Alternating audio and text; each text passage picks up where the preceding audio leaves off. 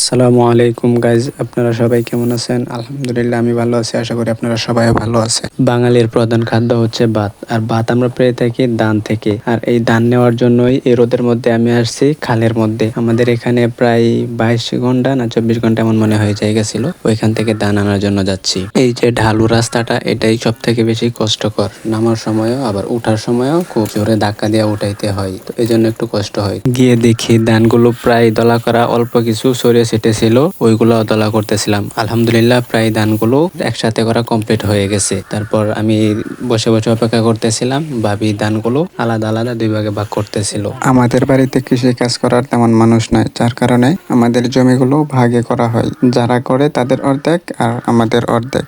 তো ওই হিসেবে ধানগুলো 2 ভাগে ভাগ করা হইতেছিল। আমি দেখতেছিলাম। এই যে আমার হেলিকপ্টার এখানে রাখা ছিল, এটা দিয়ে এই ধানগুলো আমি বাড়িতে আনছি এক বস্তা করে। রোদ এত পরিমাণে ছিল, আবার ওই হিসেবে বাতাসও ছিল খুব ভালো। তো আমি কিছু ধান একটু সরিয়ে ছিটিয়ে কোলা দিয়ে বাতাস দিচ্ছিলাম, যাতে ময়লাগুলো কমে যায়, আমাদের আনতে একটু সহজ হয়। বাড়িতে আনার পরও কিছু কাজ কমবে আর কি। তো ওইভাবে হয় নাই, কিন্তু মোটামুটি একটু পরিষ্কার হয়েছে। আর ওই রকম ভাবে ধান পরিষ্কার হয় নাই।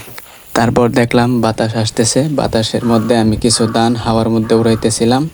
তারপর এক সাইডে আসলাম, এত গরম লাগতেছিল রোদের মধ্যে দাঁড়ায় থাইকা। তারপর এক সাইডে এসে বসলাম, দেখি ছাগল ঘাস খাইতেছে। এটা আমাদের এরিয়া, কিন্তু ছাগল আমাদের না। এই যে এতটুকু হচ্ছে জমির এরিয়া, এতটুকুর মধ্যেই ধান ছিল। এখন যে শীতের সময় যে ধান আসে, এটা নাকি কম ধান আসে অন্যান্য সময়ের তুলনায়। এই যে পুরা এরিয়া, এটা হচ্ছে আমাদের জমি। এখানে এই ধানগুলো হয়েছিল, অল্প ধান হয়েছে এবার অন্য সময়ের তুলনায়। আম্মু বলছে এই সময় নাকি ধান কম আসে। কৃষি সম্পর্কে আমার তেমন জ্ঞান নাই।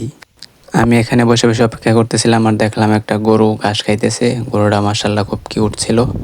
আর আমি আবার আসলাম, এখানে এসে ধানগুলো আবার দলা করতেছিলাম। ধানের কাজ করলে ভালোই লাগে, কিন্তু খুব গরম লাগে, এটা একটু লাগে। তো তারপর আবার কুলা নিয়ে ধানগুলো পরিষ্কার করতেছিলাম। তারপর ভাবি বললো আমার কাছে দাও, আমি বাতাস দিই, কিছু পরিষ্কার হবে, তুমি পারবা না। পরে ভাবির কাছে দিয়ে দিলাম, ভাবি পরিষ্কার করতেছিল। তারপর দেখলাম আবার বাতাস আসতেছে। তারপর আমি কিছু ধান হাতে নিয়ে আমি উড়াইতেছিলাম, যাতে কিছু ময়লা কমে যায়, কিন্তু এভাবে যদিও হয় না। ভাবি আমাকে বলতেছে এইসব হালকা বাতাসে ধান উড়াইলে ধানের ময়লা যাইবো না। তো তারপরও আমি হাতে নিয়ে একটু একটু বাতাসে উড়াইতেছিলাম। অল্প অল্প বাতাস ছিল, এই রোদের মধ্যে অল্প বাতাস অনেক কিছু। ঠান্ডা লাগতেছিল, গরমটা তেমন শরীরে লাগে নাই। তারপর মোবাইলে এক সাইডে রেখে যখন দেখলাম ধান প্রায় ভাগাভাগি কমপ্লিট, তারপর বস্তা ভরতে শুরু করলাম। প্রায় 3 বস্তা একসাথে ভরে ফেলছি, এত রোদ আর এত গরম। তারপর বস্তা নিয়ে বাড়ি দিকে রওনা হলাম। এক হাতে নিয়ে আসতেছিলাম, মানে এভাবে বস্তাটা রাখা খুব কঠিন, পুরা শক্তি পড়ে এক হাতের উপরে। তার মধ্যে আবার সাইকেলের এক সাইড ধরে রাখা একটু কঠিন হয়ে যায়। এভাবে নিয়ে যাচ্ছিলাম, যদিও খুব কষ্ট হচ্ছিল, কিন্তু ভালো লাগতেছিল। ধানের কাজ করা এমনিতে খুব ভালো লাগে, কিন্তু গরমের জন্য খুব কাহিল লাগে। তারপর বস্তা বাড়িতে রেখে আবার চলে যাচ্ছিলাম বন্ধের দিকে ধান আনার জন্য।